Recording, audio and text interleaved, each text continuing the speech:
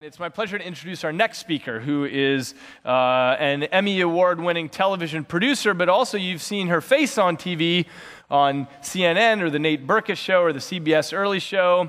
She is the new face of technology and what's exciting and inspirational about technology. And what's interesting about her is that she's not simply a face playing a role in front of the camera. It's not contrived. In fact, she is a dyed-in-the-wool technology buff. She began hacking when she was 13 years old.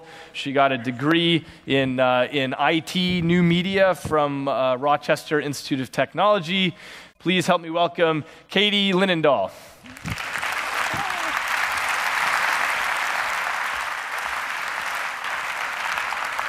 Thank you very much. So I'm going to talk today about my world and my passion, which is, of course, all things technology. And I started working, as David said, in hacking and working in software and computers when I was about 12, 13. And it's kind of embarrassing to say that nowadays because that's a little dated. I'm getting lapped by like 5- and 6-year-olds.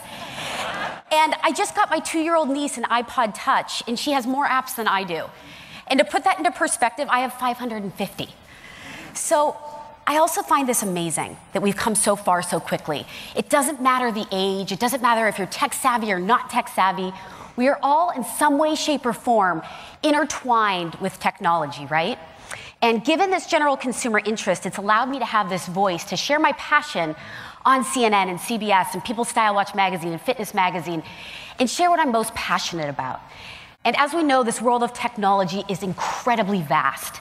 But if I had to pick one thing that I wanted to focus on, the thing that really inspires me in the tech world, it's what I'm going to be speaking about today. It's the innovations in technology, the future-forward game changers that are successfully changing the globe and making a difference in individuals' lives. I scour for these, I hunt for these, constantly on the prowl. But to cut through the noise and the clutter of this tech overload that we see every day can be a huge challenge. From the product side alone, when there's tablets and smartphones and laptops and e-readers and gaming consoles and headphones, and then we're trying to stay on top of our social networking sites, Google+, Twitter, Facebook, and then this barrage of emails is coming through. The 2 phones are going off. People think that you got to get back to them within 20 minutes. Then my favorite thing is people are asking friends, family, and associates. I've been asked to fix electric toothbrushes. I've asked about the grandpa's pacemaker.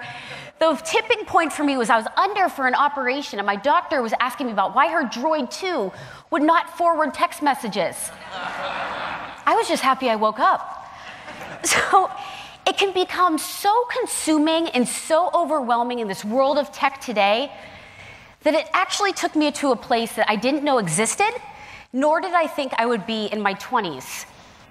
I was sent by my employer to a digital rehab facility.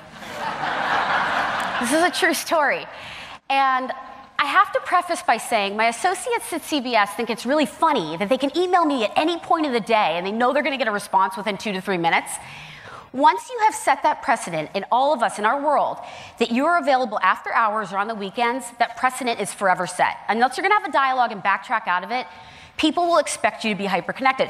So I get emails at like 4 in the morning that say, what's up with Netflix?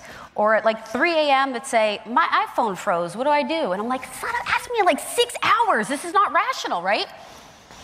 So they know that I'm hyper-connected and they know that I'm going to respond. So we find that these digital rehab facilities are popping up globally, right?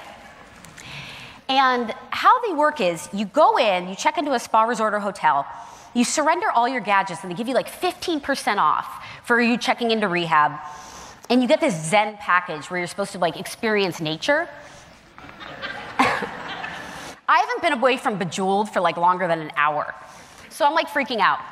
Then I realize I'm probably going to the Bahamas. Like I'm gonna get a tan, I'll cash in all my gadgets, right? They send me to Pittsburgh, which, nothing to knock Pittsburgh. I grew up a town away, but I was like, a little disinterested. And I don't want to spend a ton of time talking about it, but it just amazed me that we've become so hyper-connected that this is where we're at. We're so consumed by electronics that how many of us know somebody that's constantly on their devices that could probably benefit from 2 to 3 days off from all tech, right? Okay, I'm not alone. So I survived, and again, it's just amazing that we've gotten this far. And when I'm not in rehab, again, it's about finding these innovations, these game changers that are truly changing the globe. And that's what I want to talk about today.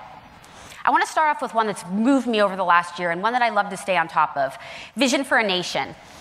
The World Health Organization estimates that 1 billion people, a billion people, need but lack eyewear. This is a huge problem.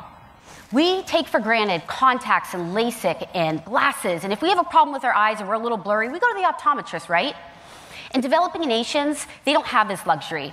And if we take it down even further, in a nation like Rwanda, 10 million people.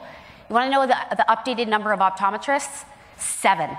7 optometrists to 10 million people. Have a look.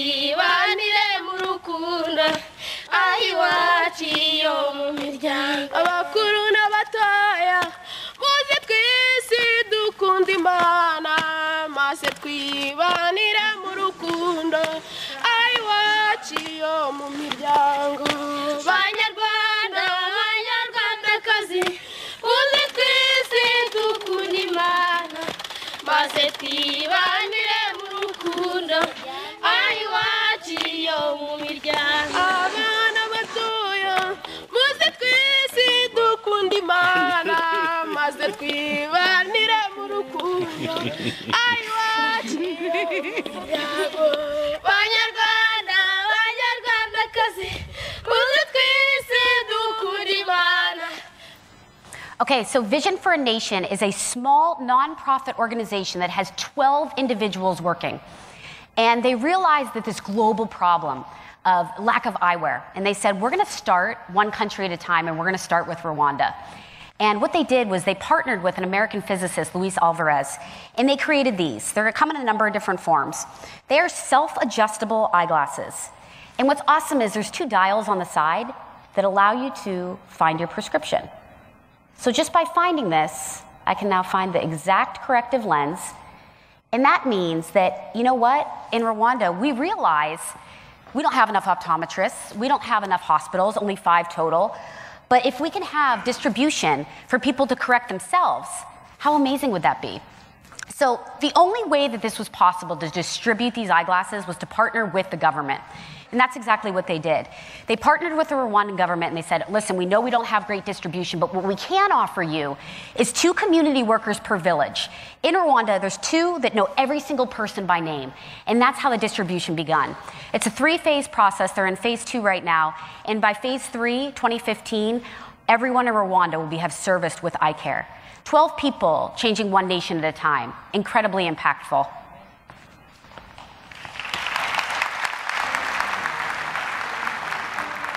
Yay. So we're going to segue here to robots, because I'm obsessed with robots. A lot of people complain that in the world of technology and sci-fi that we are not far enough along in the world of robotics.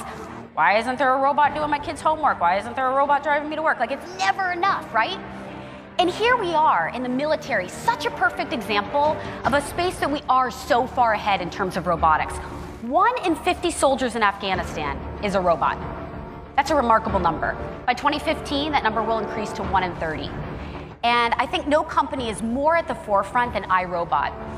And iRobot, probably best known for making the Roomba and the Scuba, the automatic vacuum cleaners that are running around your home. They are heavily in the military. And 2 I want to focus on today, the video that you're watching is their newest robot. It's not yet implemented. It's called First Look. It's 5 pounds, and it is used for hostile situations. What you do is a soldier can take it with them on their backpack. They throw it through a window. It flips itself over and beams back imagery. You know what that does? That doesn't put a soldier in harm's way. That puts a robot there. Take the robot's life, not the human being, right? But one I do want to also focus on is the PackBot, and this is one that I've showcased on CNN quite a few times. I tried to get one here. The FCC clearance is ridiculous. You think you have a problem with TSA alone? You have no idea when it deals with robots. I've been on the phone like yelling at them like, where's the robot? They think I'm crazy. So the PackBot, 4,000 deployed worldwide. They're used in areas like Iraq, Afghanistan. They've been used in 9/11 to search through the rubble. What's amazing is they're about this high, and they work like an erector set. Plug-and-play technology in the sense that you can swap out the arms and the legs. We talk about putting them in a hostile situation. If there's a sniper around the corner, you don't send a human being. You send the robot that can beam back the video and the imagery to see if there's something around the corner. Then we send the human being. But also in areas like when there was a nuclear explosion in Japan, sent in 6 pack bots. They went into the facility. They tested for hazmat, swapped out an arm for radiation detection. So again, you don't have to send a human being. But what I also find amazing is they're not just portable, they're also easy to use. They know that people in the military, girls and guys, we love our video games, right? So they made them an easy learning curve by operating them with Xbox or PlayStation controllers. Plug and play technology and easy access. Keep an eye on this one, PackBots from iRobot. Okay, so one of my most amazing experiences to date was having the opportunity to challenge Watson. We're all familiar with Watson, right? Okay, nobody's living under a rock. I was really amazing at the Nintendo version of Jeopardy, which I felt qualified me for a candidate in Jeopardy in real life. And I had a chance to go to IBM headquarters to take him on in a full match. And you get to watch my downfall. Buffalo, New York? That is correct. Meet Watson, a supercomputer designed by IBM to be the ultimate Jeopardy playing machine. The computer's capable of tens of billions of operations per second. What we have here are 10 racks of... Dr. David Ferrucci and dozens of researchers started building Watson in 2006, and they fed its brain with all kinds of information. Encyclopedias, dictionaries, the Bible, Shakespeare's plays, classic books and novels, equivalent of about 1 million books. It would take the typical American 250,000 years to read that much. Same category, 600. In what may be the ultimate saga of man versus machine, next week you can watch Watson take on 2 all-time Jeopardy greats. What's America the Beautiful? Ken. What are the yellow pages? Ken Jennings, who won 74 consecutive games. Brad, who is Claudius? Correct. And Brad Rutter, the biggest Jeopardy money winner ever, with more than $3.2 million. Woo! And I wanted to see what those guys were up against. So my friend Marcy and I challenged Watson to a match. Katie, you start us off. Tennis vocabulary, anyone for 200, please. Here we go. It was pretty clear early on. I've been waiting to say time! that I was no match for Watson. Listen to this. What is fault? What is Boston? What is Dealey Plaza? Dealey Plaza, that's exactly right. Of course, I didn't exactly do myself any favors. Hippophobia. Don't say hippos. What is hippos? What is no? My day has hit an all-time low. And by Final Jeopardy, Final Jeopardy category is... I had dug myself a deep hole.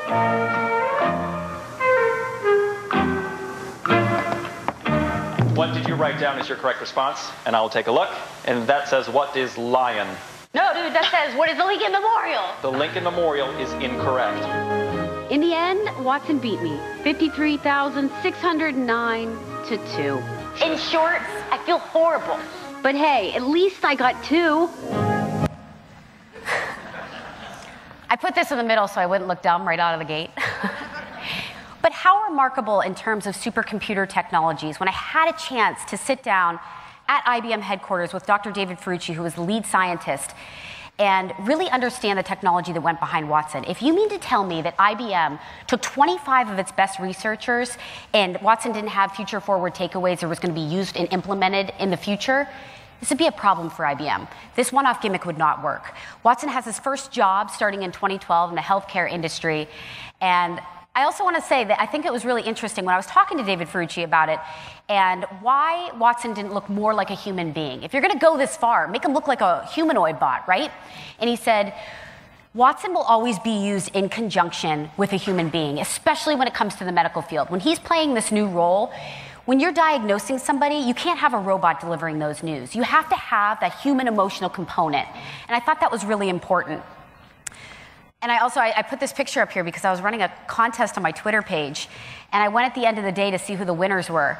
And I found out Watson won this giant Angry Birds in this raffle that I was having. I'm like, how random. Okay, send it to him. He liked it. All right, last but not least, I want to talk about an implementation that I find very fascinating but very basic. This isn't something tangible, but this falls under the category of there's an app for that.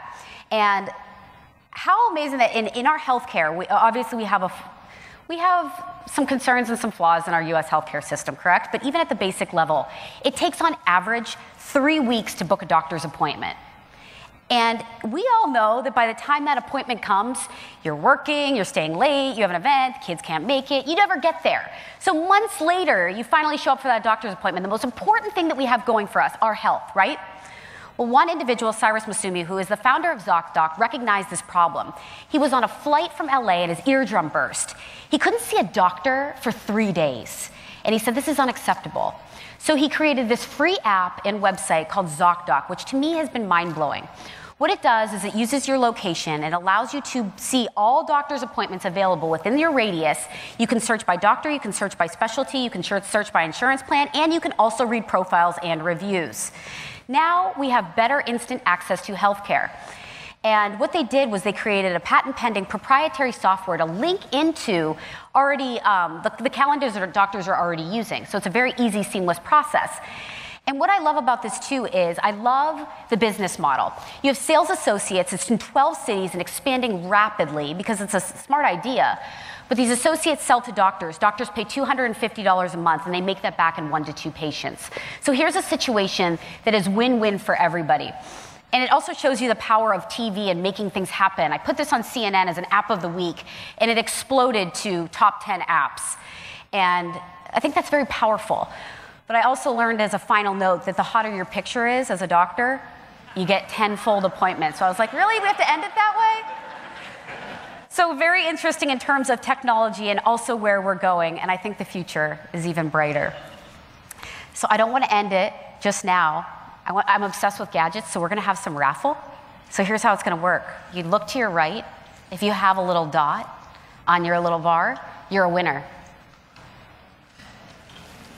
Who do we have here? There should be 4 people. Come on up. This is like Oprah Light.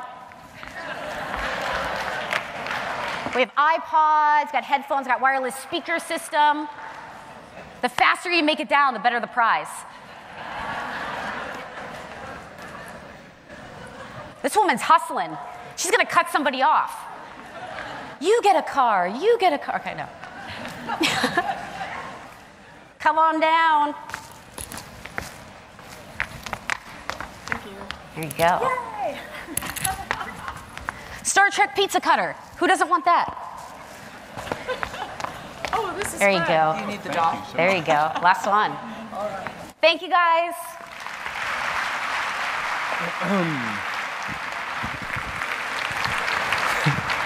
Actually, Katie, before you go, quick question. What are 3 technologies that everyone should have going into 2012? Oh my gosh, this is like probably the question I get the most. For me right now, I think the essential technology that everybody should own is an iPhone or an iPad. I think in terms of the intuitiveness and to take a technology that a 2-year-old can use and a 100-year-old can use and doesn't have IKEA directions, to me is fascinating. And I think the simplicity behind the Apple brand is amazing. Great, thanks so much. Thanks.